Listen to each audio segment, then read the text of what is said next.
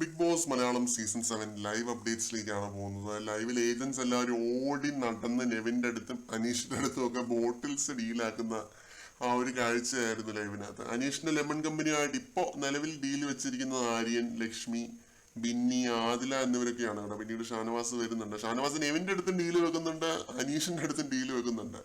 ലക്ഷ്മിയുടെ കയ്യിൽ നിന്നും 2 ബോട്ടിൽസ് അനീഷ് സ്വീകരിക്കുന്നുണ്ട്. അതേപോലെ ആര്യന്റെ കയ്യിൽ നിന്ന് 6 ബോട്ടിൽസ് സ്വീകരിക്കുന്നുണ്ട്. ലോയലായിട്ട് നിൽക്കണം എന്നൊക്കെ ആര്യനോട് പറയുന്നുണ്ടായിരുന്നു. അതിലൂടെ 1 ബോട്ടിൽ അനീഷ് സ്വീകരിക്കുന്നുണ്ട്. അതേപോലെ നെവിന്റെ ഓറഞ്ച് കമ്പനിയുമായിട്ട് ഡീല് വെച്ചിരിക്കുന്നത് ഒനീല്, അക്ബർ, അഭിലാഷ്, സാബുമാൻ, നൂറ, പിന്നെ ഈ പറഞ്ഞ പോലെ ഷാനവാസുമായിട്ട് ഡീല് വെച്ചിരുന്നു. ഇവരൊക്കെയാണ്. ജിസയില് ബോട്ടിൽ കൊടുക്കാനായിട്ട് പോയപ്പോൾ അത് കഴുകിയിട്ടില്ല എന്ന് സാബുമാൻ പറഞ്ഞ് നമ്പർ ഇടുന്നുണ്ട്. ആ സമയത്ത് ജിസയില് സാബുവിന്റെ കയ്യിൽ നിന്നും ഒരു ബോട്ടിൽ എടുക്കുന്നുണ്ട് കേട്ടോ. അതിന്റെ പേരിൽ ഒരു ഉന്തും തള്ളൊക്കെ നടക്കുന്നുണ്ടായിരുന്നു. അപ്പൊ ഇതൊക്കെയായിരുന്നു ലൈവില്. ഫൈറ്റും കാര്യങ്ങളൊക്കെ നൈസായിട്ട് അങ്ങ് ആരംഭിച്ചിട്ടുണ്ട്. കാരണം സ്റ്റോളിന്റെ മുകളിൽ വെച്ചിരിക്കുന്ന ബോട്ടിലൊക്കെ ചിലർ അടിച്ചു മാറ്റുന്ന പോലൊക്കെ ഞാൻ കണ്ടിരുന്നു.